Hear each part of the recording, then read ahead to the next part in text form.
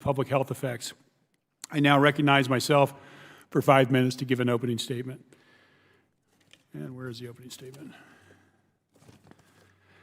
Good afternoon. This hearing, as I mentioned, is the second of the series of hearings on climate change that the Committee on Oversight and Reform Subcommittee on Environment plans to hold during the 116th Congress. In this subcommittee's previous hearing, our esteemed witnesses helped us examine the history of a consensus surrounding climate change based on overwhelming scientific evidence, previous industry knowledge and action, and the need to transcend partisan politics to address this most important issue. That hearing focused on the past. Today, we will concentrate on the current impacts that global warming is already having on the health of everyday Americans. According to the National Aeronautics and Space Administration and the National Oceanic and Atmospheric Administration, 18 of the 19 warmest years on record have occurred since 2001, with predictions that 2019 will join this list. Cities throughout the United States are suffering from increased ground-level ozone caused by increasing temperatures and continued high levels of particle pollution, which have been linked to activities such as the burning of fossil fuels and wildfires. Last week, the American Lung Association released its 20th annual State of the Air report. According to this year's report, more than 141 million Americans, or put in other words, 4 out of 10 of us, live in counties with unhealthy levels of ozone and or particle pollution. This is an over 7 million person jump since last year's report. Excessive heat drives the formation of the dangerous smog and soot referenced in the report and exacerbates the conditions like asthma, lung cancer, cardiovascular diseases, and in some cases leads to death. Among the report's list of U.S. cities where breathing air is most dangerous to human health, my home state of California dominates the list. In the wake of recent wildfires, my fellow Californians have faced air pollution levels that exceed those in cities in China and India. And it's not just about California. In the last 11 years, nearly 80 million acres have been consumed by wildfire. This is an area greater than the state of New Mexico. States including Montana, Kansas, Oklahoma, Washington, Arizona, Colorado, Nevada, New Mexico, South Carolina, and Utah have all faced extremely destructive wildfires in recent years. I'm concerned that if we do not act now, our children and grandchildren will be forced to grapple with toxic air quality far worse than what we are exposed to now. Global warming also significantly alters the geographic range of disease-carrying insects and pests, therefore exposing an increasing number of people globally and within the United States to vector-borne diseases, including Zika virus, malaria, Lyme disease, and others. It's also extremely important to note that the burden of these impacts is not evenly shared. According to the University of California study from 2009, climate change does not affect everyone equally. People of color and the poor are most at risk. Low-income urban neighborhoods, communities of color, and the elderly are particularly vulnerable to increased frequency of high temperatures and heat waves. Building in urban areas absorb and poorly dissipate the heat. Adequate air conditioning is expensive, and access to transportation to facilitate movement to cooler areas is lacking. Other vulnerable populations, such as children, seniors, and women, are also already facing and will continue to face the negative brunt of continued inaction. Instead of acting in the public interest to address these serious health effects, the Trump administration's proposed rollbacks seek to weaken and gut protections for clean air and clean water and places landmark environmental legislation enacted to reduce air pollution in the crosshairs. It is estimated that the Trump administration's attack on the Obama administration's Clean Power Plan, legally justified under the Clean Air Act, would result in up to 1,630 additional premature deaths and 140,000 missed school days by children by 2030. These aren't my numbers. These are the Trump administration's own estimates, and they released alongside the rollback proposal of this plan.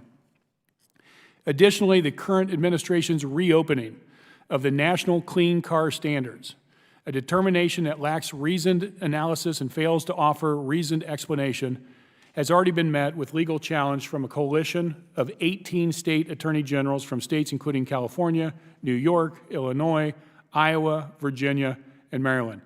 In fact, these rollbacks have even been opposed by the auto industry. American companies like General Motors and Ford Motors are saying the Trump administration is wrong on this. These rollbacks are not in the public's best interest. Instead, these actions help create a world that is increasingly less safe for all Americans. This is not a hypothetical conversation. This is not a false narrative. Climate change has direct and indirect effects on human health, and these health effects are already being felt across the United States. These effects are real now and require action. Today, we are joined by Dr. Aaron Bernstein, Dr. Bernard Goldstein, Dr. Karen DeSalvo, and Dr. Cheryl Holder, who have all spent time in their respective roles studying the impacts of climate change on public health, the various effects they are already being felt in communities across our country, and they can speak to the role that the federal government should play in responding to this serious set of challenges. We also have Dr. Caleb Rossiter, thank you, with us today, whose thoughts the subcommittee looks forward to hearing. I appreciate the attention each individual on this panel has given to this critical issue that impacts all our lives. Thank you very much, and I now invite my colleague, the subcommittee's ranking member, Mr. Comer, to give a 5-minute opening statement. Thank you, Chairman Ruda, for holding this hearing. Thank you also to our panel of witnesses for taking time out of your busy lives to join us for this important discussion about public health. I know that we all agree about the importance of promoting sound health policies for the benefit of our constituents. I look forward to hearing from all of you all. The fifth assessment report from the UN's International Panel on Climate Change projects with varying degrees of confidence several climate-related health impacts over the course of the 21st century. The extent of these impacts will depend on how much warming eventually occurs, which remains uncertain. But it seems clear that any health impacts will affect poorer populations in developing countries with low income the most. At the same time, the UN's IPCC states that, quote, the most effective vulnerability reduction measures for health in the near term are programs that implement and improve basic public health measures such as provision of clean water and sanitation, secure essential health care including vaccination and child health services, increase capacity for disaster preparedness and response, and alleviate poverty, unquote. The conversation we're having today is an important one, Mr. Chairman, because it appears that many of the solutions proposed to address climate change, like the Green New Deal, would have a detrimental impact on the ability of poorer nations to develop the types of programs that the UN says are most effective to address public health. I fear that a premature move away from fossil fuels, particularly for poorer areas and nations, means that they will continue to have little access to the type of cheap, reliable energy that enables economic growth and allows for the provision of clean water and sanitation, widespread vaccination, and preventative child health services. As I've said before, coal mining is a way of life in many parts of America, including my district. Kentucky coal remains an important component of the Commonwealth's economy and America's energy portfolio. Kentucky was the fourth highest coal producer in the U.S. in 2016, mining 43 million tons of coal. In that same year, coal mines directly employed more than 6,600 Kentuckians, most of whom reside in my district, and mining directly contributed billions of dollars to Kentucky's economy. Both the first and second largest coal counties in Kentucky, Union and Ohio counties, are in my congressional district. Economic well-being is a leading indicator of health, the likelihood of disease and premature death. And so I'm incredibly concerned about any proposal that would impact or eliminate this economic engine for my district and the Commonwealth of Kentucky. My concerns are not limited to my constituents or the United States, however. Inexpensive, accessible energy has led to technological, medical, and other advances that have driven the American economy and increased U.S. life expectancy.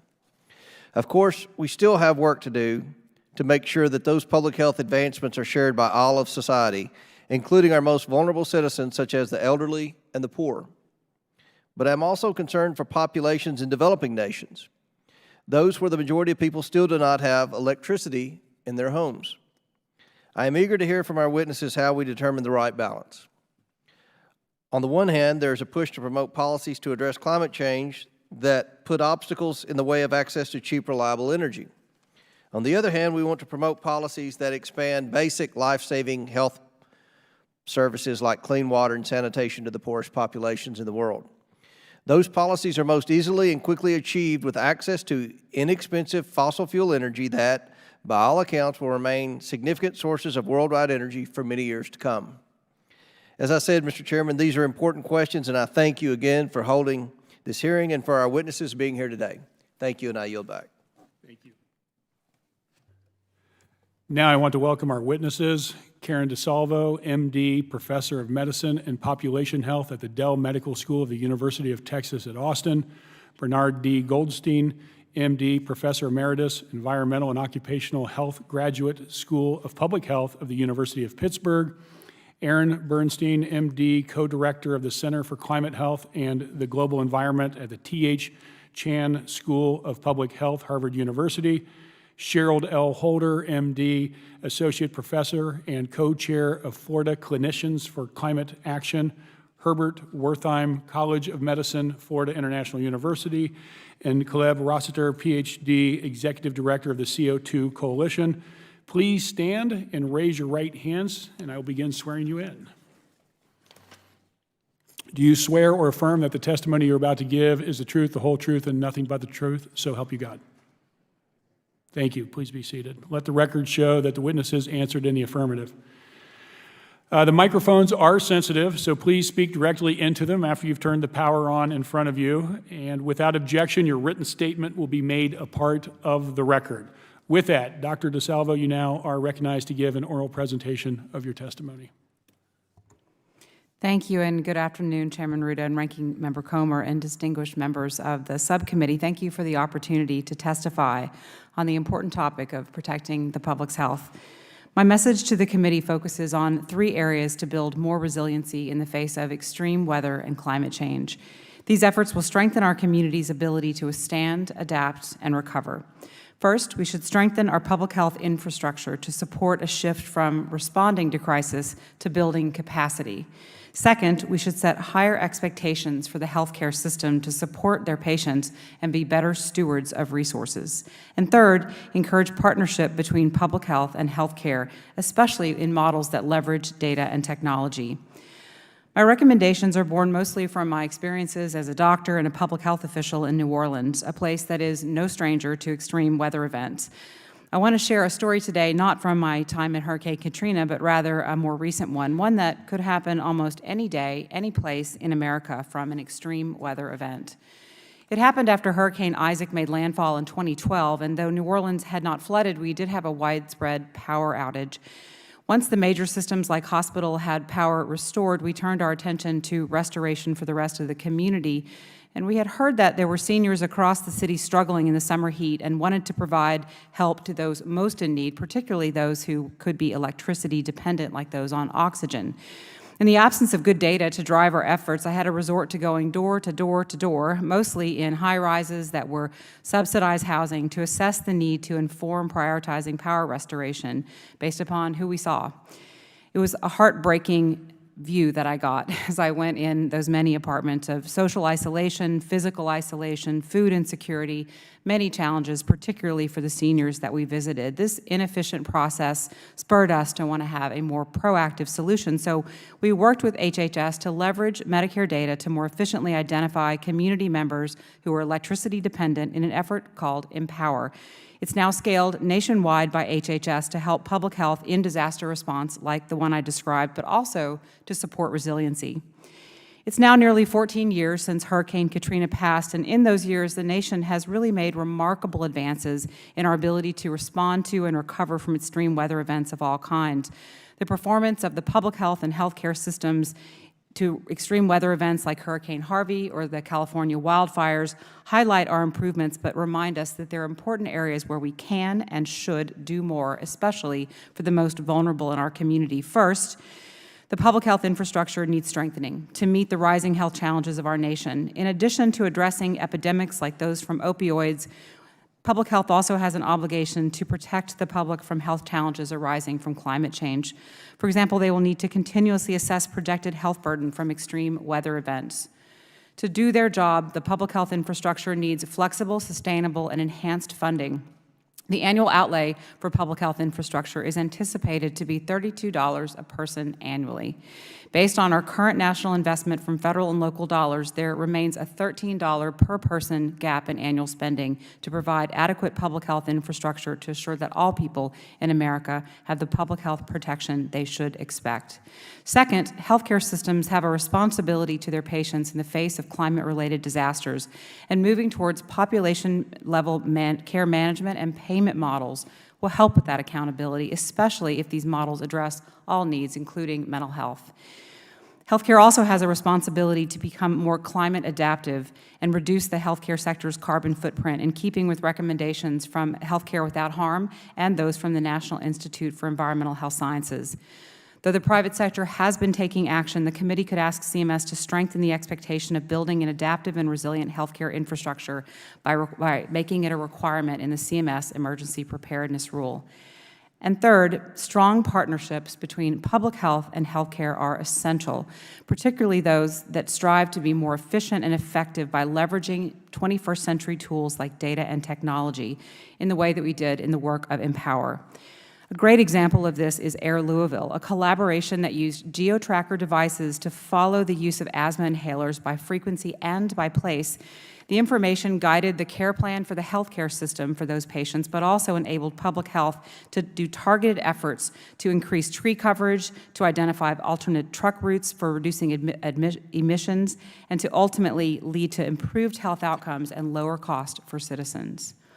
The CDC Climate and Health Program could be used, if it were resourced better, to develop more models like Empower that could be scaled across the country and implemented on the front lines to support resiliency, or like Louisville Air.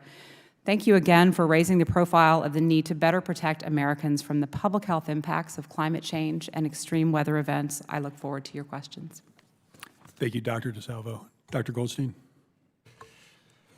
Chairman Ruda, Ranking Member Comer, and distinguished members of the committee, thank you for choosing the highly important but often neglected issue of the public health implications of global climate change. We cannot expect the public to endorse significant action based upon parts per million of carbon dioxide. A major answer to the public's appropriate "so what" question is health impact.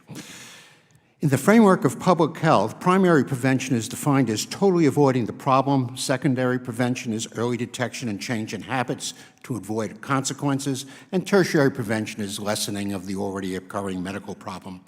It would take a textbook to describe all of the adverse public health implications of global climate change. Let me start with a simple, undramatic effect that shows how climate change and public health are intertwined. 48 million Americans are affected by food poisoning yearly. 3,000 die. Food poisoning is more common in summer because bacterial growth is dependent upon temperature. The hotter it is, the worse it will be. Heat itself directly causes illness and death. Air pollution will increase. Ozone causes summertime asthma attacks in children. Coal causes particulate pollution, responsible for cardiorespiratory disease and premature mortality. Another source of particles related to global climate change is forest fires, as you said, sir. Intensifying weather disasters include the force and reach of hurricane winds and floods. The predicted dry conditions with intermittent heavy rains will result in wildfires, droughts, floods, stress on water resources, and major impacts on agriculture. Surprises will occur.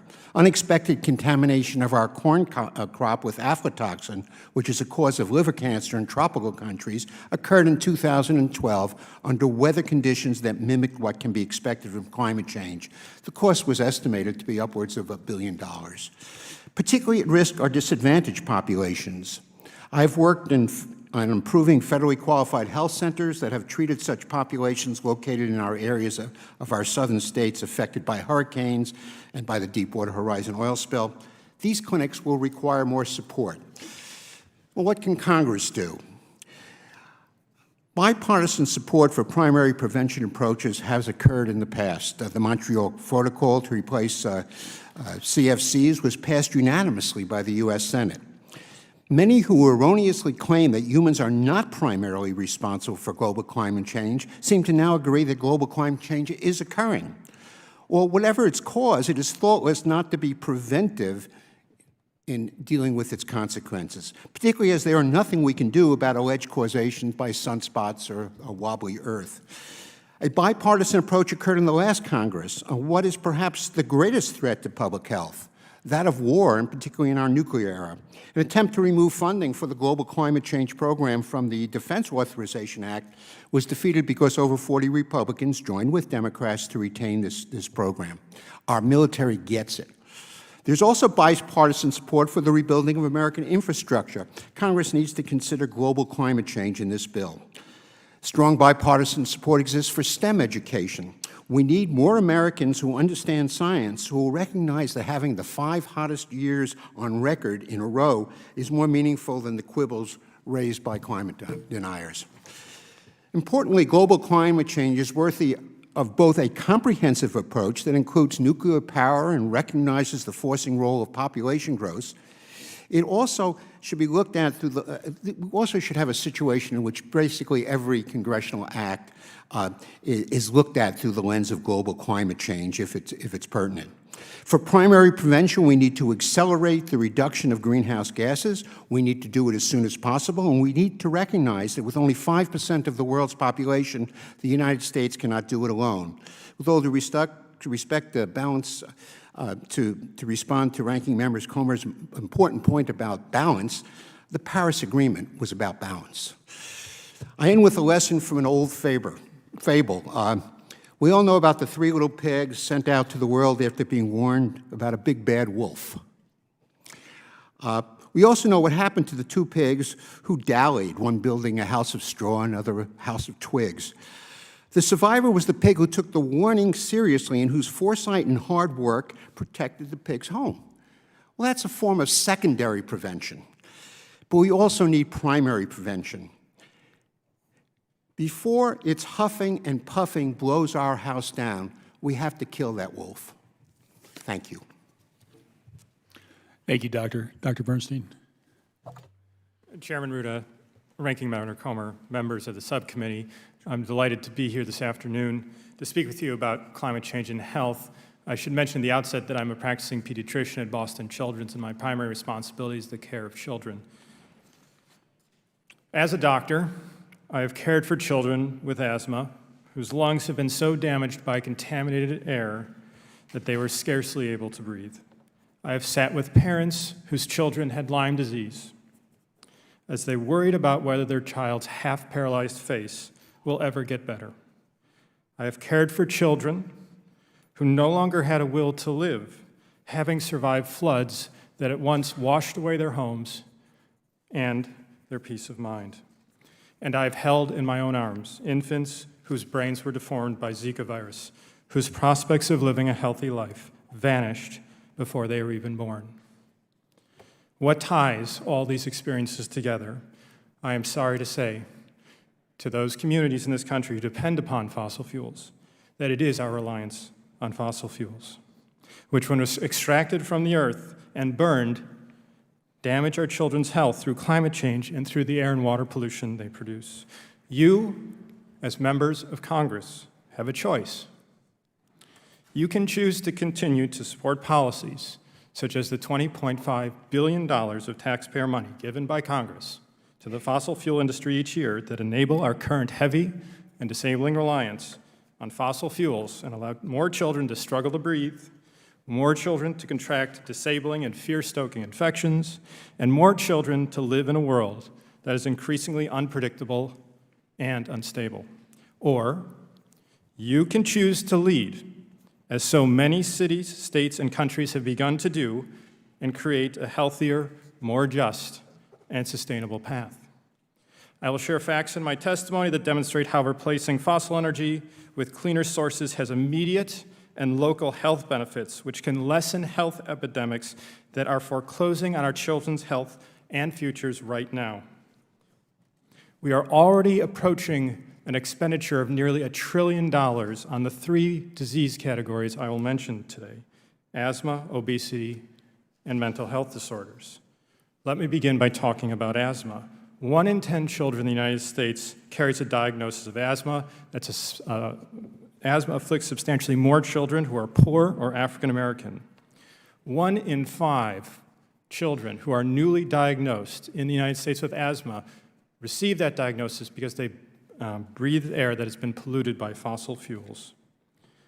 Burning gasoline and other fossil fuels, as you've heard from Dr. Goldstein, produces the building blocks of ozone, air pollution, or smog. For an athlete, breathing ozone is the difference between victory and defeat. For a child with asthma, it can be the difference between life and death. Climate change has already made asthma more burdensome as higher temperatures spur ozone formation. Dealing with asthma costs the U.S. economy more than $80 billion each year. Next, let's turn to obesity. 1 in 5 school-aged children in the United States are obese. Childhood obesity undermines health across the lifespan, making diabetes, bone diseases, heart disease, mental health disorders, and asthma, among others, all more likely.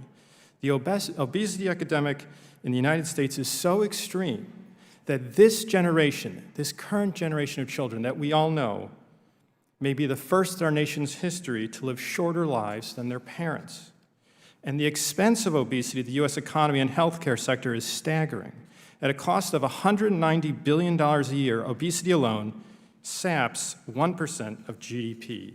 The good news is that when we choose to address climate change, we will also combat obesity. First, some of the same fossil fuel air pollutants that trigger asthma also influence obesity risk.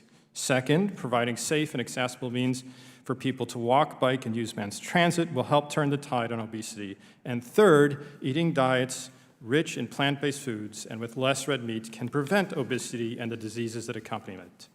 And lastly, let us consider what is at stake for our children's minds. 1 in 6 children aged 2 to 10 who have a mental, behavioral, or developmental or disorders such as autism and ADHD. 1 in 5 adolescents will be diagnosed with a serious mental illness. Since 2009, the number of adolescents and young adults with depression and suicidality has increased by more than 50%. We can protect the developing brains of children and lessen the stresses of adolescents through our actions on climate.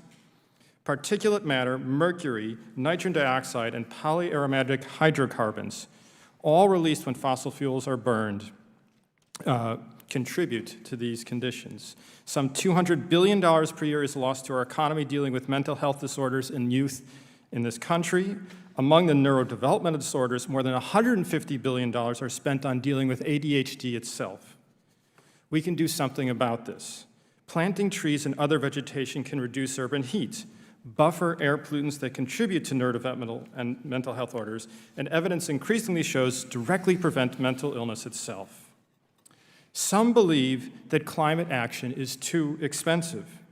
Considering the evidence that you've just heard regarding just a handful of diagnoses, as well as many studies that evaluated the near-term and localized health benefits of climate action for individual states and for our nation, you now understand such arguments couldn't be further from the truth.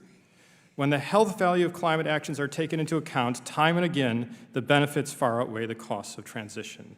This holds true, and perhaps especially so, in communities that were built on the fossil fuel industry.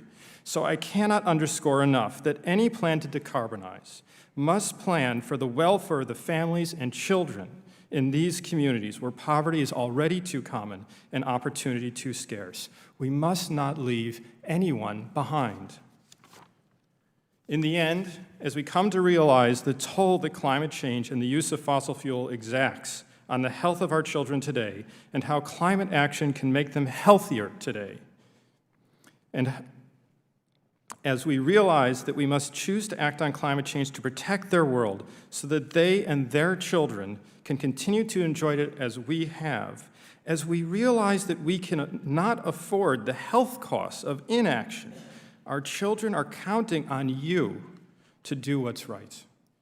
It's their lives and their futures that are at stake. Thank you. Thank you, Dr. Bernstein. Dr. Holder? Representative Ruda and other esteemed members of Congress, I'm grateful for your invitation to testify this afternoon.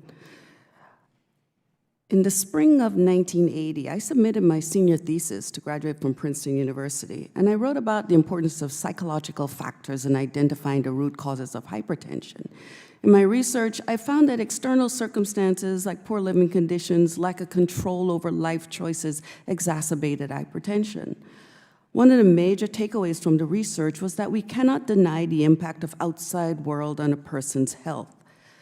On another spring day today, a beautiful day, 39 years later, I sit before you all to explain why this remains the same. I arrived in Miami-Dade County in 1987, a National Health Service Corps scholar, to serve the city's underserved population. I cared for its citizens as a physician, primarily in all the publicly funded health centers across the county, from Opelika in the north, Liberty City in the center, to Homestead in the south. Most of my patients were low-income, underserved, Black, or Hispanic. And as we know, for many reasons, poor people are, better or worse, we could say, the proverbial canary in the coal mine. In the early 80s, we saw the increases in HIV, and by the end of the decade, we were in the midst of a national emergency.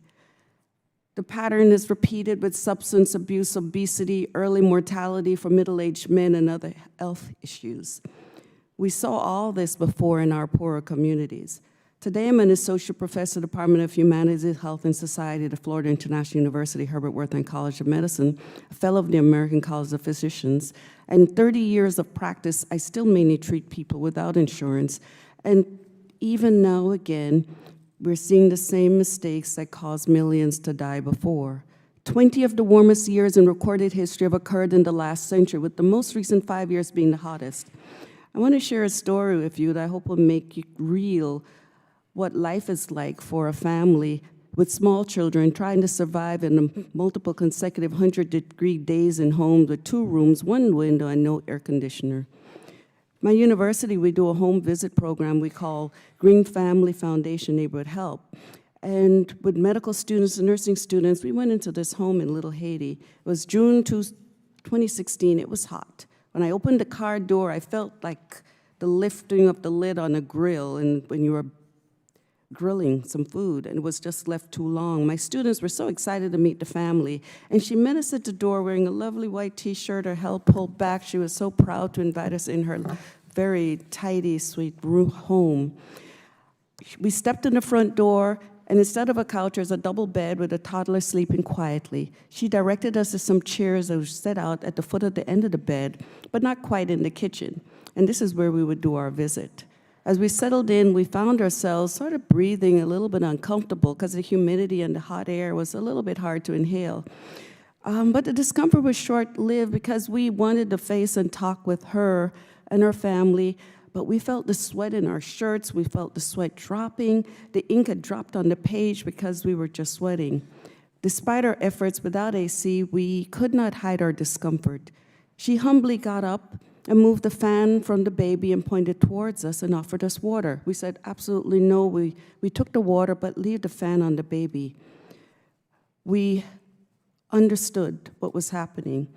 But luckily, another child brought us a fan from the bedroom, and we got some relief.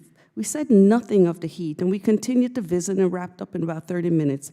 We thanked her for hosting us, grateful to believing, but sad because we understood that they could not. Heat affects mood, increases risk of dehydration, heart attacks, and we heard my colleagues talk about all the different illnesses, and we all know it. People who lack air conditioning or spend time outdoors, like farm, construction workers, student athletes, are more exposed and at greater risk. I have a 70-year-old woman who came to me with COPD because she could hardly breathe at night, and she was using her air conditioning and couldn't afford to pay the bill, and the allergy season had prolonged, and she couldn't buy her asthma medicines regularly, and she needed help. So she asked me to sign a form so she could get a break from her electric bill. We've heard the statistics on asthma. Florida has over 2 million, and 1 in 9 African-American kids have asthma. My typical patients, African-American, impacted proportionally from this. The emotional toll is tremendous. My mom, who I treat, who has Zika, is worried every day about the baby she delivered, and every time I see her, I remind her that the baby's gonna be fine, and we were gonna make this, and she's gonna be okay. In 2016, I stayed silent, but now we are working together. George Mason University and the National Medical Association has evaluated physicians, and 88% of the doctors, the Black physicians, noted that we were seeing the impact of climate in our patients. Last year, the Florida State Medical Association and George Mason came together to start the Florida Coalition for Climate Action. We want to increase the health literacy of our physicians. We want to help prepare our patients to adapt to the changing environment. We want this message to be taken across the elementary schools, the colleges, the medical schools, to increase that curriculum and increase that knowledge. Our patients want more. Our patients want what the richer patients have. They have clean air and good standard of living. How can we guarantee the same for our poor people? Why do they have to sacrifice for better lives by having worse health? I'm grateful to you for me to bring these stories from the front lines of our nation's capital. I hope you'll make the right choice this time to take action, to make our communities, our cities, and our country healthful places to live, to raise our families for many generations to come. Thank you. Thank you, Dr. Holder. Dr. Rossiter? I have a slideshow.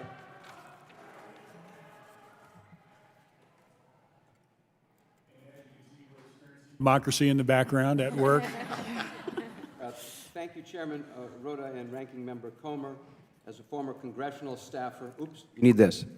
Thank you, Chairman Rhoda and Ranking Member Comer. As a former congressional staffer, I'm honored to testify today. I'm a climate statistician and the executive director of the CO2 Coalition of 46 climate scientists and energy economists. I ask that our recent white paper on this topic, climate change and health, and my full testimony be taken for the record. So moved. We save the people of the planet from people who think they're saving the planet, from an always predicted but never realized climate catastrophe. A 1999 UN report predicted, and I quote, "entire nations could be wiped off the face of the earth in 12 years. Sound familiar? So far, CO2 emissions have had a positive and modest impact on Americans' health. Crop productivity is up by 15 to 30% because CO2 is a plant food. Weather mortality is down because CO2 is a warming gas, and many more people die from cold snaps than increased heat. And the fracking revolution has saved many lives by making home heating cheaper. But it's in Africa that fossil-fueled electricity is truly a matter of life and death. Only 25% of African homes has electricity. That explains much of why life expectancy in Africa is 20 years lower than the rest of the world. If we could have the next slide. As a statistics professor, I taught my students to beware of two Latin enemies of the truth: ad hominem, which is arguing about someone's credentials and paycheck rather than their data and analysis, and post hoc ergo propter hoc, which is claiming that correlation between two variables causation. Consider this Preston curve of life expectancy in a country as a function of its wealth or GDP per capita. Now, life is not bivariate. Many variables affect an outcome. But of course, we human beings can only digest images in 2 dimensions.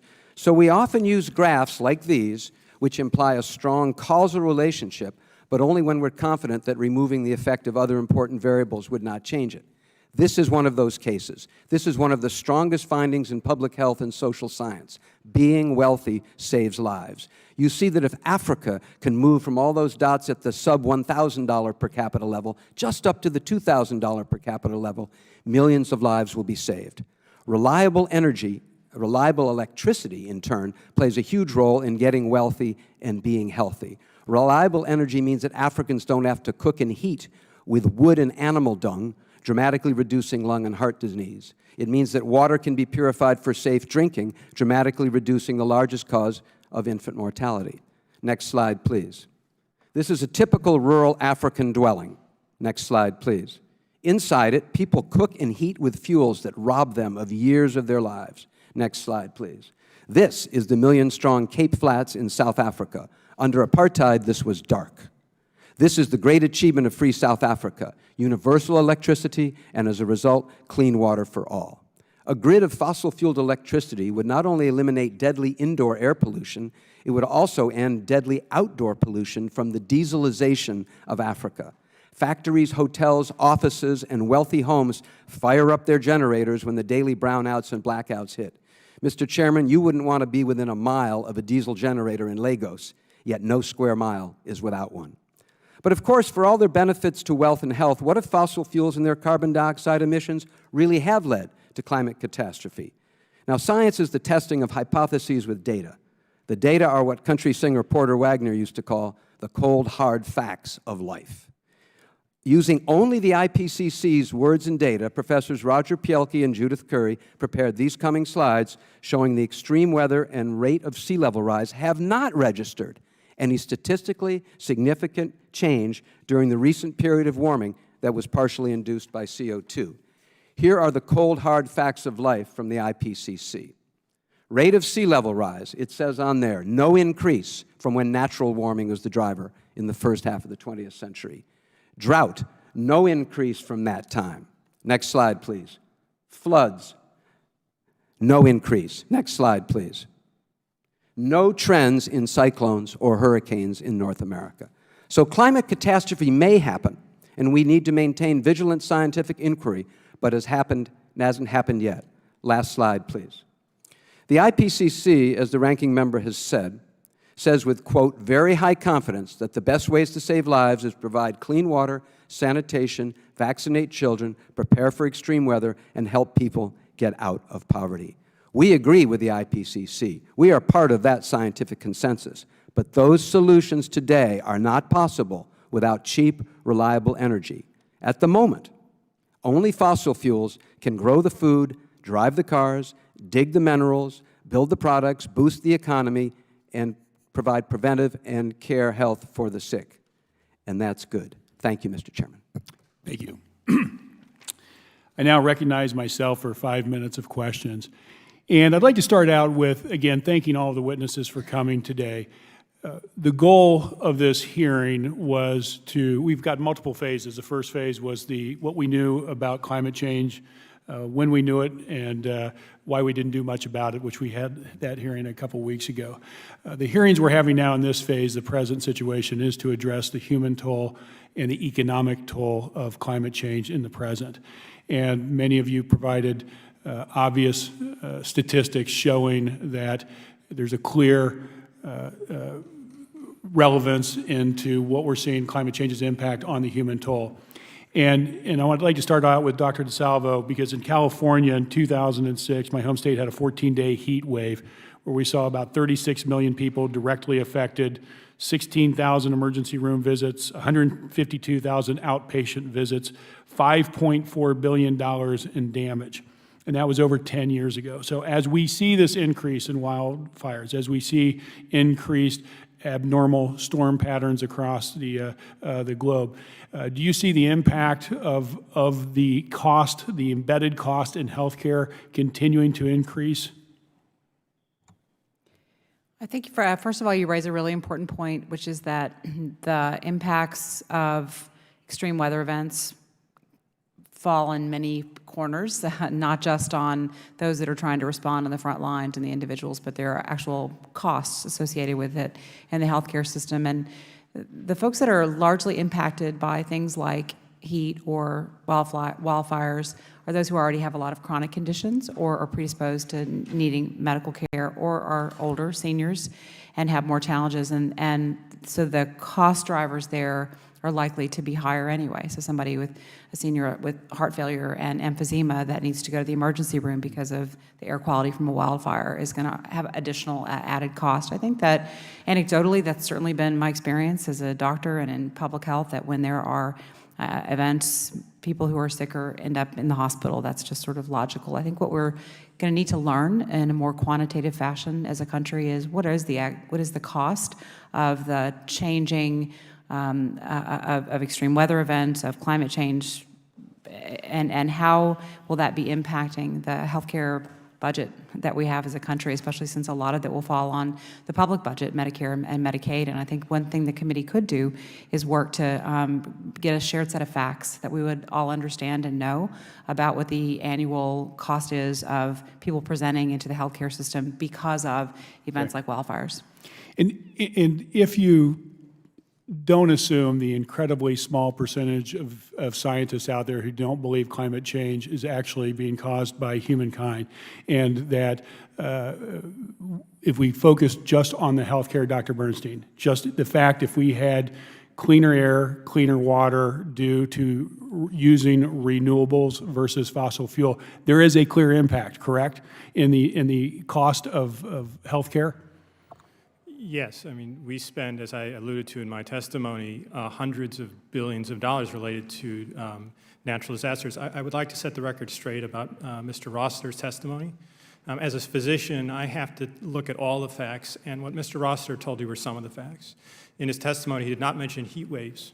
There's a very clear signal, which is robustly supported by IPCC with very high confidence, our own national climate assessment, that heat waves are more common already because of climate change. He also did not tell you that the best available science, which was recently published in the Proceedings of the National Academy of Sciences this past month, by research at Stanford, shows that warming to date over the last 50 years, which is mostly because of emissions from the United States, has resulted in an economic loss to GDP of 24 to 27% of the world's poorest countries. It's also true that 400,000 children in Africa die every year because of air pollution from burning both indoor fuels and outdoor fuels. And I could go on, but I just want to be clear that what you heard does not reflect the full truth as regards to what science understands. I might also add with hurricanes, Hurricane Harvey, the best available science, shows that climate change, the warming that has occurred already, increased the rainfall on Texas by 20%. And I could go on, but there's absolutely clear evidence that climate change is influencing these disasters. I agree with him that it is not clear with droughts.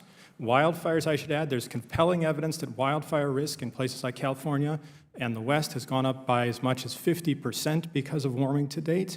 So the science on these issues is out there, folks. You have to look for it and recognize that not everyone may be giving all the facts. Thank you. Could I comment also Yes, please. on the increase in the CO2, and he talks about increase in production?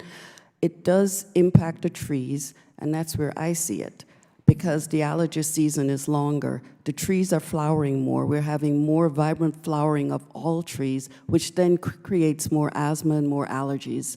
And then that causes a tremendous increase in cost because that triggers all your allergic reactions and your asthma.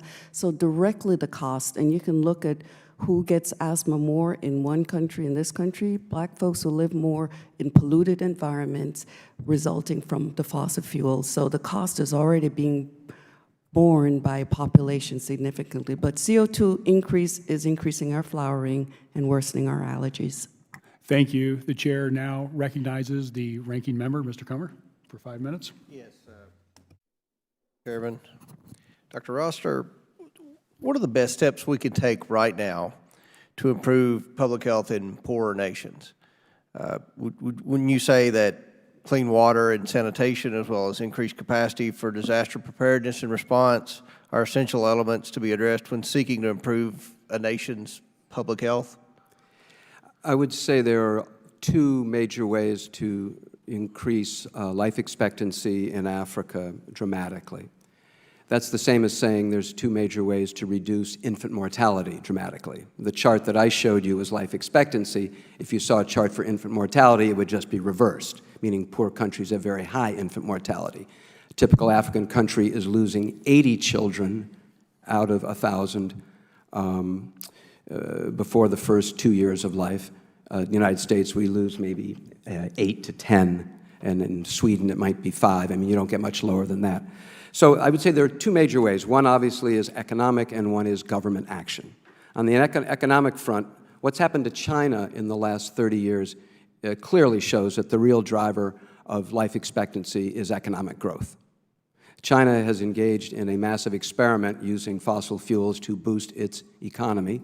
They've moved to become a developed country from an underdeveloped country, and their life expectancy on average, according to the World Bank, has gone from 55, like Africa is today, to 75. So that's simply wealth. For two reasons. It gives you money to take care of your own family, to make your house air-conditioned, to make your house safe, to go take your children to the doctor. But it also gives your government more money to do things like infrastructure that can clean the water. So that's the second major thing I would say. The public sector, as we know, has a huge role to play. In the United States, malaria was eliminated in large part because of public health investments in the early 20th century, trying to go for the sources of the mosquitoes. You have to have government action as well as private action, but again, government action takes money, and governments need to have the funds from economic growth, the tax base.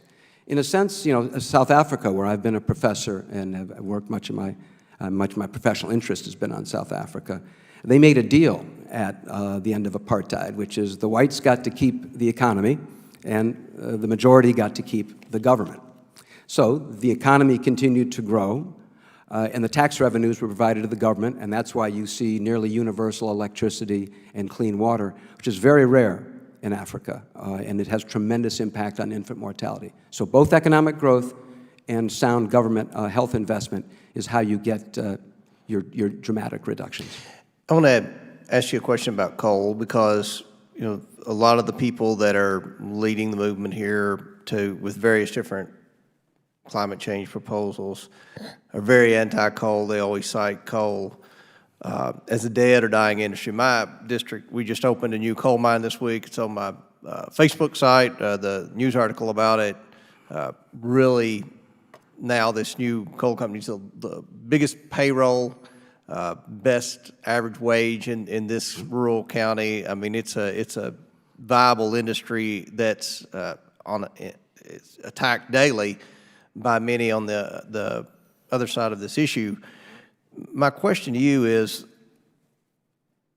can you explain the role that coal would play in helping more Americans escape poverty and maintain a higher state of health and well-being? Well, you're going to think I'm advertising for the natural gas industry, but let's have this discussion. Obviously, inexpensive energy saves lives. You had testimony a few weeks ago from the gentleman from the Heritage Foundation, I think Mr. Loris, in this subcommittee, about a U.S. government study finding that simply from fracking, the price of natural gas for home heating came down so much that they estimate 11,000 lives saved a year in the United States since 2010. Obviously, coal is implicated. If coal is almost as cheap as that, then people are able to heat their homes because of electricity from coal. It's a major plus. The cost of energy in America causes people to reduce on coal. Now, when we talk about heat waves and cold snaps, remember, about 20-to-1 is the margin in our study, in our review of studies, why cold is more dangerous to public health than heat, because the effects of cold cause many respiratory illnesses, heart illnesses, that then extend for many weeks after the cold snap. Whereas with the heat waves, yes, they're dangerous if people don't have air conditioning and water, and as was mentioned earlier, we've gotten much better at responding both in Europe and the United States to heat waves. So you want to keep people from getting cold in the winter and feeling like they can't afford to turn on the heat. That's a big killer. Thank you. Yield back. Chair recognizes Ms. Hill. Thank you so much. I have a few questions. The first is that, I want to point out that we've talked a lot about the vulnerable populations that are impacted, but I'm particularly concerned about the elderly. Dr. Holder, can you talk about your experience in treating elderly patients? You state that during the hottest days, the elderly suffer the most. Can you provide some details? What happens, the physiology, it's very difficult to regulate temperature, and the pediatrician will know, children and elderly do not regulate their body temperatures as easily. So our old population may not sense the temperature change. They may not respond properly by drinking and do not have the response to thirst, so they won't drink as much as they should. And they then will stay indoors because they often do not have the mobility and the support to go outside and get cooling or go to a safe place. So they're much more vulnerable.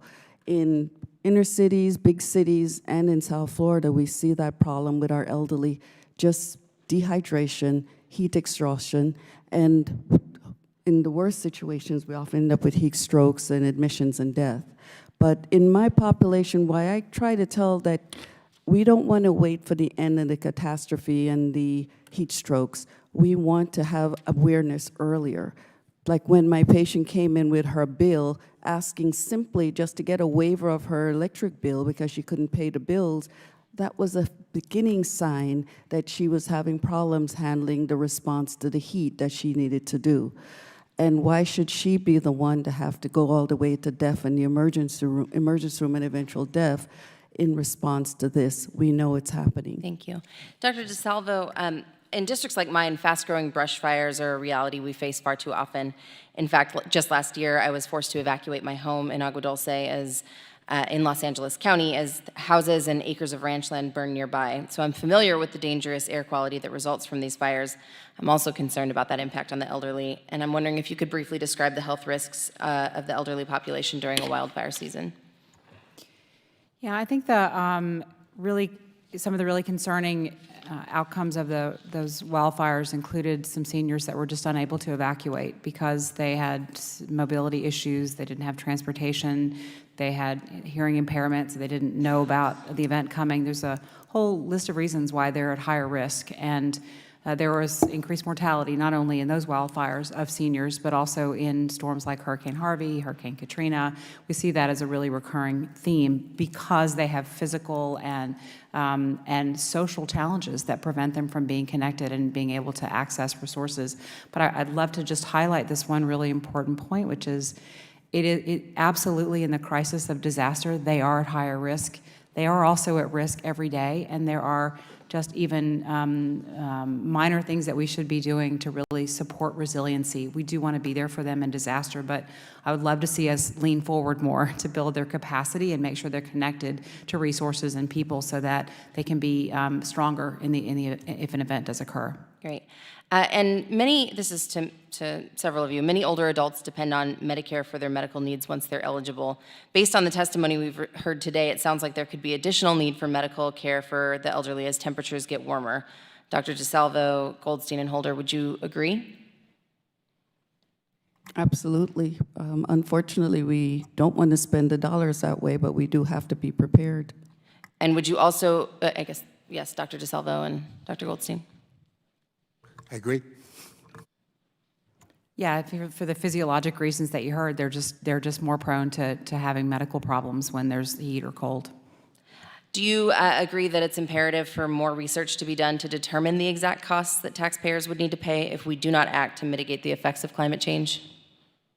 I guess raise your hands if you agree. Yeah, I mean, Perfect. Okay. Having a shared set of facts would be wonderful, and then we would know the scale of challenge that we're dealing with, and we'd know if we're appropriately applying those resources. Great. And just really quickly, Dr. Rossiter, can you confirm that you have board members Roger Cohen, Craig Idso, and William O'Keefe on your board?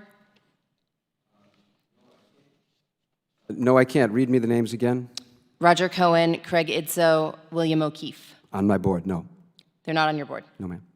Okay. Well, previously they were on your board, and one was the former ExxonMobil manager of strategic plans, the former director at Peabody Energy, and a former lobbyist for ExxonMobil and former CEO of American Petroleum Institute.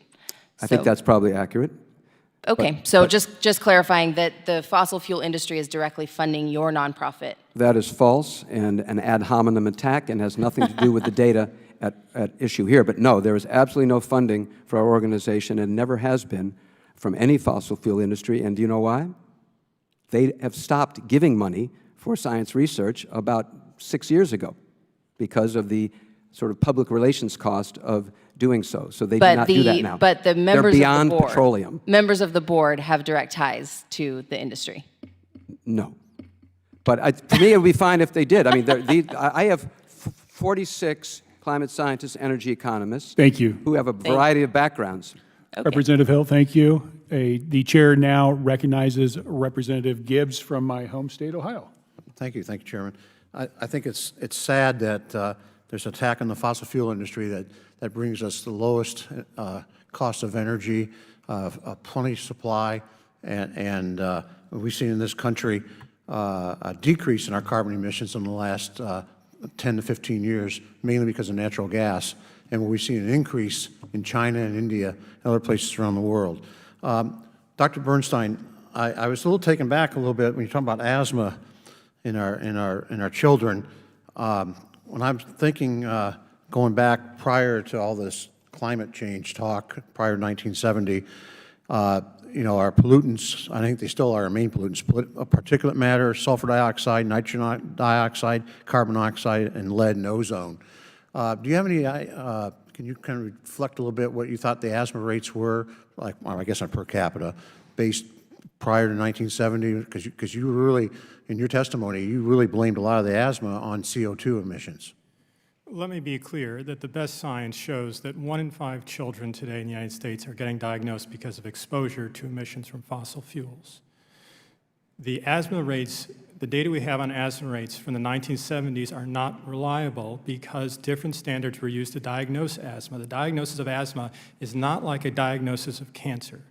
It requires subjective assessments of children and often can be conflated with other diseases. In fact, there's a discrepancy, there's a discontinuity in our own national government data from, I don't remember exactly where the cutoff is, but the diagnostic criteria were reassessed and a new definition was made. The important point, I think, here is children have asthma in this country, 1 in 10 children. Substantially more in black children and poor children, and we know without question that when they breathe exhaust from cars or gas that's burned or fumes from coal, even though I'm the first to say that our nation's air quality in general is doing much better than it's done, they are going to suffer more, and it's disproportionate. Children who live closer to roads have higher rates of asthma for sure, and other associations. But you would concur, though, I think all the innovation, all the technological change we're making has been helpful. I mean, the scrubbers, the catalytic converters, and all the things we've done to help protect the environment has been helpful, and will you concur to that or not? I'm sorry, helpful for? American innovation has been helpful. Our technology has been helpful to drive down, even though we still got 1 out of 10 children, maybe asthma. That's twice as many as did when I was born. Well, you just said you couldn't tell me what that was. I wasn't born that long ago. Okay, I'll have to think about that one. I mean, I said prior to 1970. Mr. Gibbs, Congressman, I completely agree with you that greenhouse gases are going down, and they're going down in large part because of the gas that's coming out of Ohio. At the same time, in Ohio, you have the 6th worst infant mortality rate in the country. You are the 6th most obese state among children 10 to 17. You have a 5% of the preterm births in the state of Ohio are from particulate pollution from coal-fired power plants. That's one of the highest attributable fractions of preterm births from fossil fuels in the country. If Ohio takes action to further reduce emissions, you will benefit the most. The poorest people in Ohio will benefit the most. I'm thanking you. Dr. Rosender, you talked about change and improvements. You know, everybody has electricity versus trying to generate their own, trying to burn their own fossil fuel wood or whatever. There's been talk about the climate change having a direct impact on the frequency and scale of natural disasters. Do you believe that climate change is affecting the nature and size of the natural disasters? And maybe you can talk in more in decades and just a small period of time? Yes. If you could put up for me, please, slide. Pardon me 1 second. Slide 13.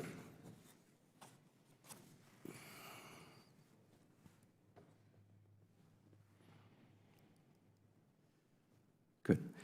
Now, this is the temperature record by our government for the last 120 years or so. The black line is CO2 concentration, and this is why the IPCC says only that when you get to the red area, where temperature's gone up in the last 50 years, that they're confident that at least half of that half-degree warming comes from CO2. Prior to that, the whole bluish area, the big one there, the big growth of a half a degree in the first half of the 20th century is not due to CO2. There was insufficient CO2 to have the warming effect. Physicists agree on that. So we're talking about between 1/4 and 1/2 of the 1 degree came from carbon dioxide. The health effects of that obviously have to be shared in the same way. Global temperature was coming up hard from the 19th century because of the end of the Little Ice Age before there was the carbon dioxide effect. And so these things we're saying about a number of hot days and heat waves, you know, a lot of this would be the same and was the same in the 20s before we got to today, 100 years ago. because the Earth was warming naturally. So it's always hard to take out the other effect. But in answer to your question, when you count by decade, that was the data that I was showing. If you look at slide 22, I can finish up quickly with this, Mr. Chairman, slide 22. This is by, no, that's not right, 22. It's got a picture of global landfalls updated. Keep going, maybe we'll get there. 22, yep, there we go. This is by decade. Ignore it, ignore it. I happen to have a chart here of 1990 to 2016 showing no great range. But the way the data that I put up earlier and read the IPCC report, they count the hurricanes from the 1900s by decade because it's a chaotic event. You have to count how many there are. Pretty easy to count. And that's the one that showed no trends. This shows just no trends in the last 25 years. But most data should be done by decade if it's extreme weather. And of course, when it gets hotter, more hot days, which we'd have anyway, you have less cold days where there's tremendous public health effects. So if you're going to count the deaths due to heat waves, you need to count the reduced deaths due to the fact we don't have as many very cold days, which have a effect. Thank you, Dr. Rossiter. Yield back. Thank you. At this time, I'd like to recognize Representative Ocasio-Cortez. Thank you very much, Mr. Chair. Where to begin? I think first and foremost, it's important, as was alluded by already Dr. Bernstein, that as we are here, we're sworn to tell the truth, the whole truth, and nothing but the truth. So let's just clarify a few things. I don't want to spend all 5 minutes fact-checking an actual witness, but China is the world's leading country in electricity production from renewable energy sources. China produces over double the generation of renewable energy than the United States. When we want to say things like inexpensive energy is important, it's also important to clarify the facts, like renewable energy and production of renewable energy is less expensive than continued operation of certain forms of fossil fuel, including coal. If we want to talk, and let's get it back to the actual subject of this hearing, which is the impact of climate change on human health.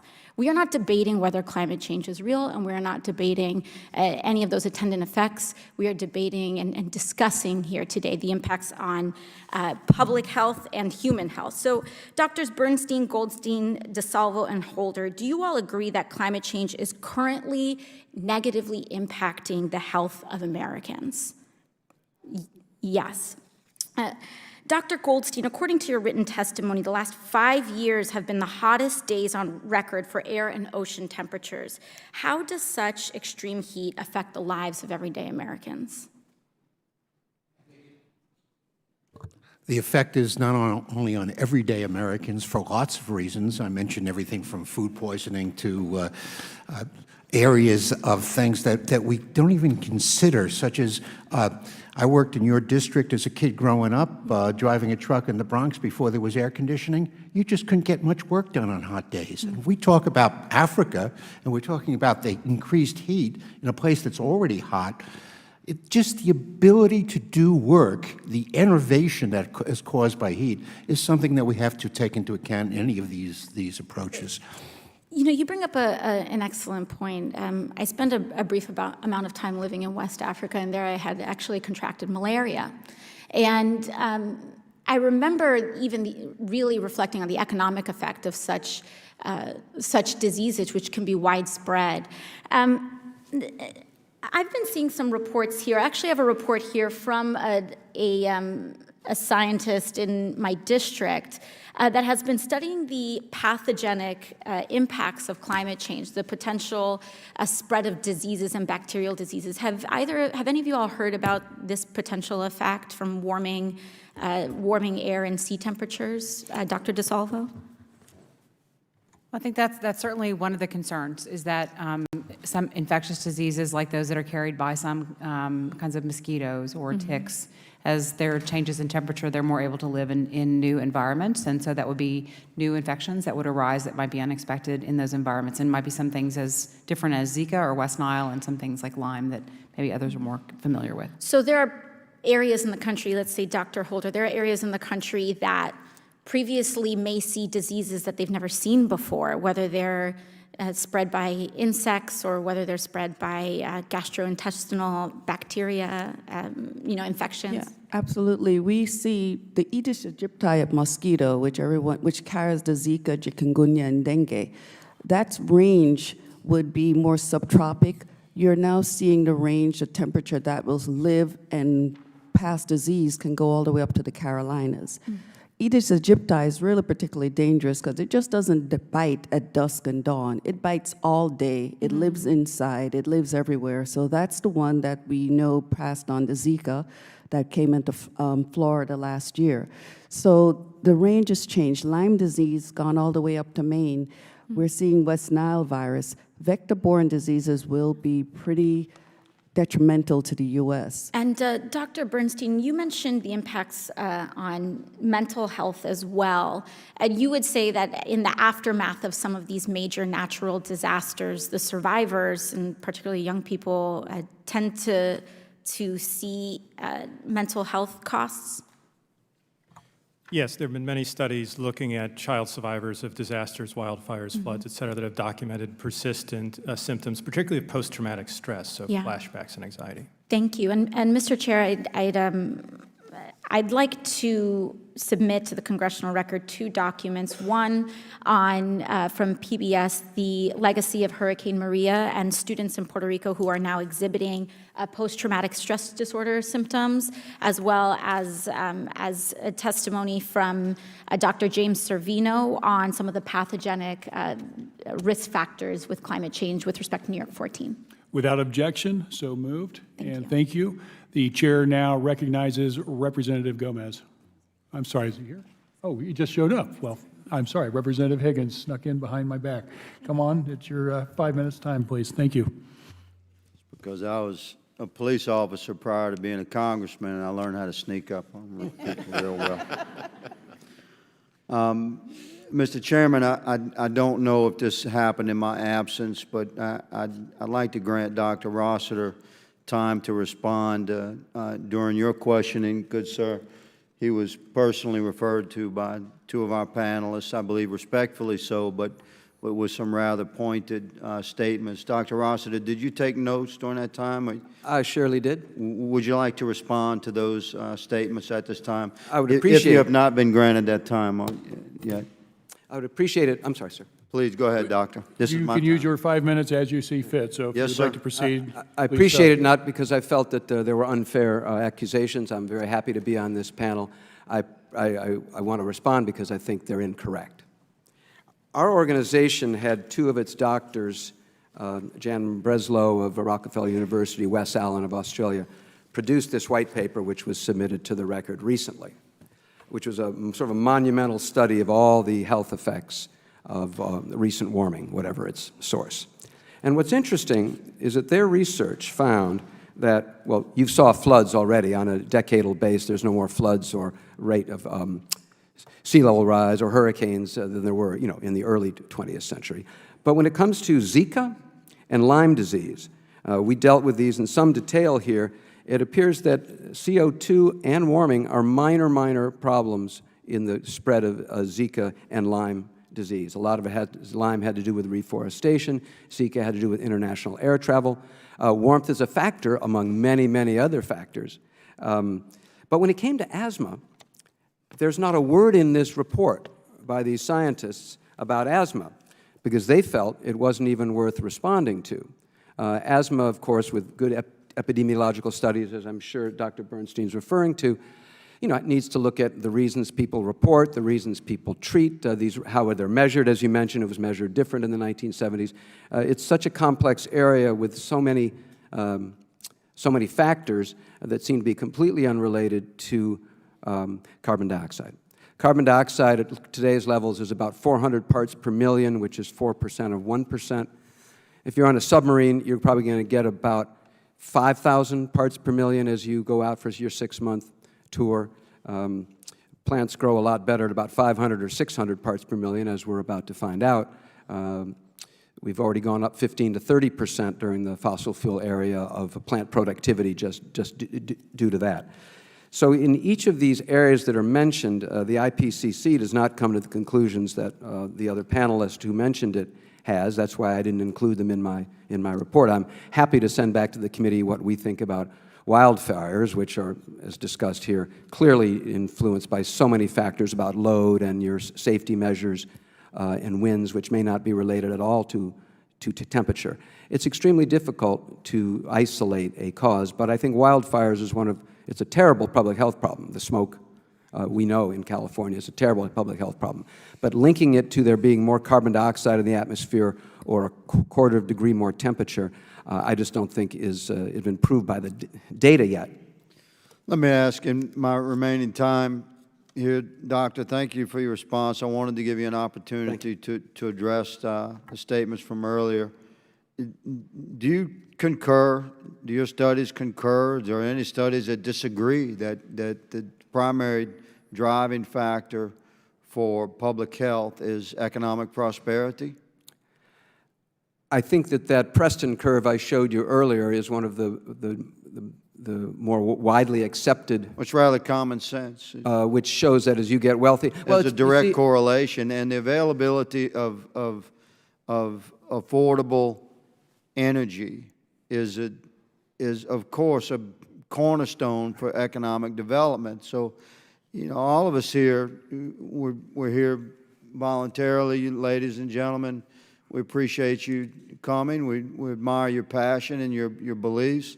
But I believe that as Americans observe these hearings, they're getting home from work, and all of you arrived here by some method of fossil fuel. You all wear clothing developed from petrochemical products. You all have, no doubt, as doctors of great accomplishment, you have 401k portfolios with corporations that rely upon fossil fuels and carbon footprints to some extent.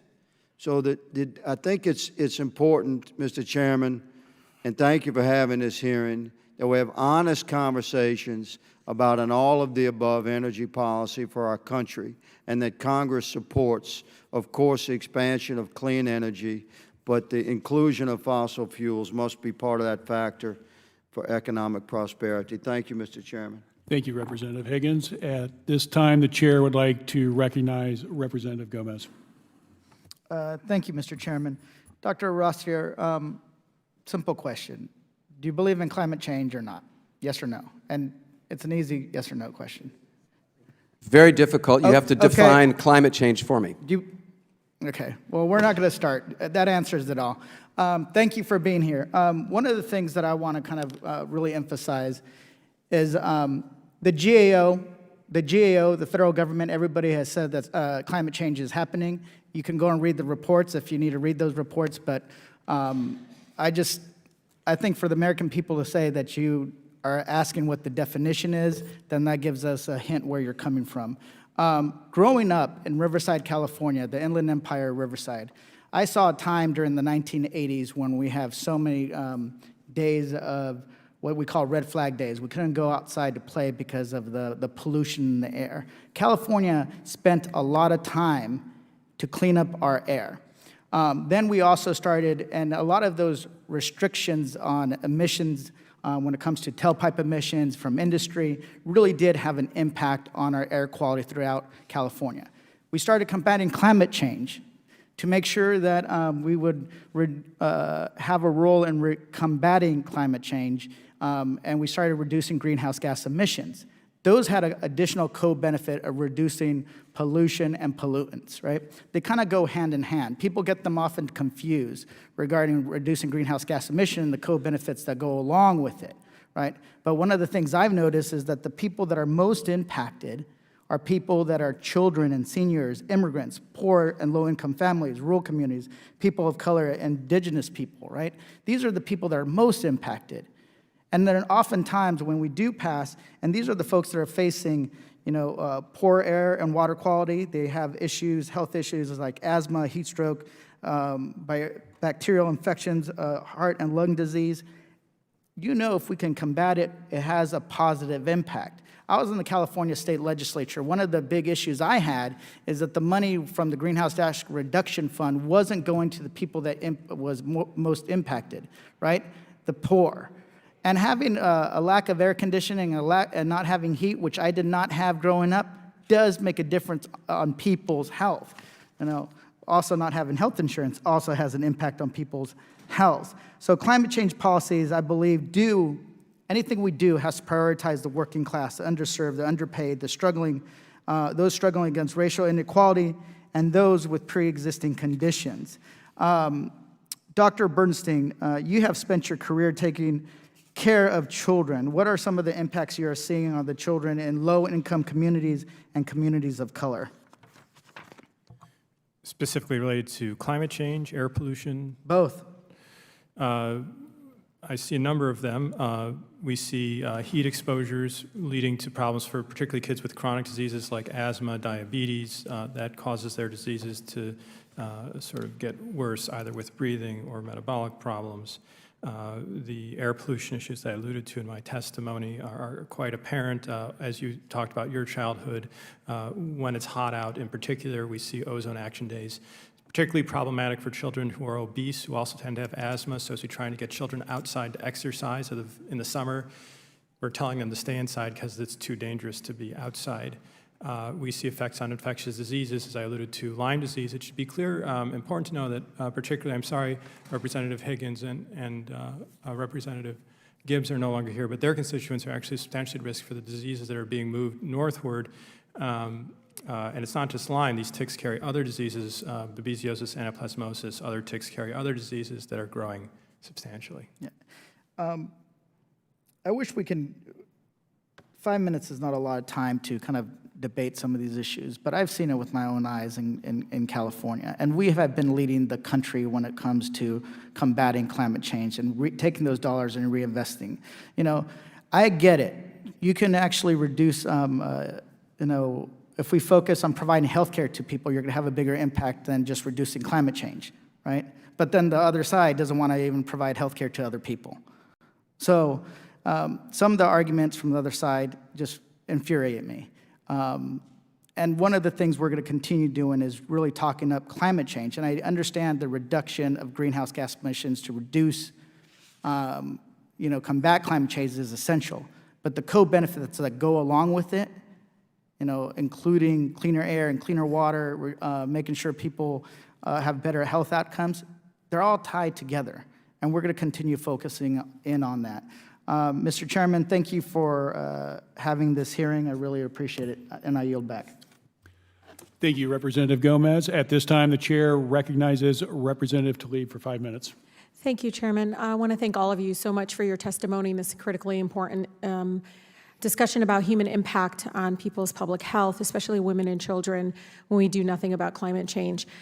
Through the chair, I'm going to respectively disagree with Dr. Royster and just tell you I lived in a community, and I still am raising my 2 boys, where it is very hard to see the direct impact. However, I thought that smell was normal. I thought that CO2 was normal. That it wasn't impacting people's lives the way now I see a third of the classroom when I read to them raising their hand when I say, how many of you have asthma? I do this intentionally because I want to stay grounded in understanding and believing in them because of the trauma of not being believed when you're saying you're being poisoned by CO2 and other kinds of pollutions out there. I had the most polluted zip codes in the state of Michigan. 1 of 5 children have asthma, Dr. Royster, and I can tell you, we have the only oil refinery in the state of Michigan. We have some of the most largest polluting output pollution corporate polluters in the state, in my district, in the 13th congressional district. Dr. Bernstein, you discussed in your written testimony about, I think you called it fumes across the fence line, found that African-American children in southeastern Michigan suffer over 2,400 asthma attacks annually caused by oil and gas pollution in the air and miss over 1,700 days of school. This is something I talk to school administrators about, the fact that they have high rates of absences when there's high, when you hear about corporate polluters getting violations passed that weekend because they outputted more than their air permit required. And it really is something that I think for those at home, for my 13 congressional district residents, I just want them to know I believe them. And there are doctors and scientists out there that believe them, that CO2 output is killing people. Asthma attacks kill people. I have 3 times higher rate among adults. In 48216, in the zip code 48216, has asthma hospitalization among adults, 3 times. These are real public health impacts. And so I'm going to, through the chair, respectively disagree with the information provided by Dr. Roster, and I don't have a question for you at all. However, Dr. Goldstein and Dr. DeSalvo and Dr. Holder and Dr. Bernstein, I want to know the direct impact on women, especially women of color, when this administration has not pulled its weight to protect kids. What can parents and communities do at the grassroots level to keep children safe? I'll be happy to start because I appreciate very much the verb you just used, which is do, which is something I hope the committee will look hard at and find ways that there can be a bipartisan common ground for actions that we could take together that would protect people today. And so some examples would be requiring more partnership between public health and healthcare on the front lines and using data in the way that I described in my testimony. We know a lot about communities, children, people of color, but we're not always accessing that information to be targeted and strategic in protecting people from any kind of an impact and also supporting them after they've had some negative impact. So publicly available tools like Empower that started in the Obama administration, continue to this day, are a way that local communities can identify people at risk, get them help they need, not during disaster, but to help build resiliency. And so I hope that we'll be able to find ways to work together in the near term to support people who really need our help. In Florida, we've developed there's a whole list, if you go online, of all the community resources that the action groups that have come together to fight this, because we're at the front line in Florida. We're feeling the sea level rise. We're seeing our beach erode. We had Zika. We have extreme Dr. Holder, I weather. always say, when you say frontline, I love that because I always say, you want to see what doing nothing on climate change? You want to see what doing nothing looks like? Come to the 13th Congressional District and I'll show you block by block of people with cancer and asthma, respiratory issues. Again, doing nothing does result in death. And people really hurt by the fact that government is doing nothing to protect them. Absolutely. We also, with the Florida clinicians, that's one of the goals. But on the ground, we have local communities, poor communities, that are developing resource centers in the hearts of the poorer communities that before a storm, the poor folks can go and get water, they can get food. Because if you've never prepared for a storm, if you don't have money, you can't get water, you can't get food, and you can't go to a shelter without your own food and water. So they're creating these sites in the community and giving mental health services at those sites. So we're mobilizing efforts to help the poor community. It's for us, by us, and we know, but we need the government to come in and support and recognize that whatever the cause, fossil fuels and everything else, the poor, the most vulnerable are suffering now, and should we sacrifice that population so everybody else can have? I don't know. To us, that's not the call. That's not the answer. For us, is how do we mobilize our forces to help the current situation now and the vulnerable now? There are data out there suggesting, which makes sense, that there's more domestic violence against women the hotter it is. We can understand why that would happen. There is data on ozone. We did some of it in New Jersey. If you go to emergency rooms during the summer and you look at ozone levels and you look at asthma emissions, you find that you can explain a significant percentage of the ozone cases seen in emergency rooms in northern New Jersey based upon what the ozone levels were. The hotter it is, the more ozone you're going to have. So these can be looked at. The ozone one, you can do something about it as a family. You asked about the frontline things. Well, ozone builds up during the day, and the old question of should you jog in the smog is more important to children. They should be playing in the morning before the 11 o'clock ozone level starts building up. If you are a jogger, you should jog in the morning rather than after work. These are things that we should not have to do these things. We should not have these ozone levels. We should not have these other issues that are being caused by things that we have nothing to do, nothing to control. Thank you. Could I add one thing we know in primary care?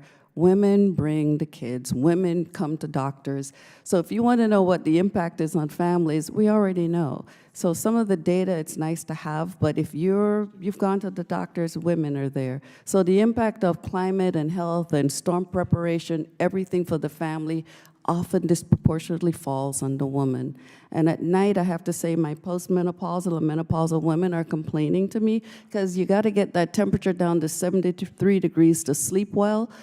When you can't afford it and it's hotter at night, you don't sleep well. So women are paying the cost for sleep, we're paying the cost for taking care of the families, we're paying the cost for preparing, we're paying a huge cost right now. Thank you, Doctor. I'd like to submit 2 documents into the record. The first one is a testimony of Dr. Daniel L. Costa, U.S. Environmental Protection Agency, retired, and the statement for the record from Ellen Atkin from Colorado without objection. These are so moved into the record. I'd also like to thank the witnesses for testifying today. Without objection, all members will have 5 legislative days within which to submit additional written questions for the witnesses to the chair, which will be forwarded to the witnesses for your response, and I ask that you please respond as promptly as you are able. In closing, I'd like to point out that the purpose of these hearings are not to debate the economic advantages that fossil fuels have provided us and other parts of the world over the last couple hundred years. That goes without saying. The point is that the current consumption of fossil fuels and the impact it has on climate change is real, and that our ability to move to renewables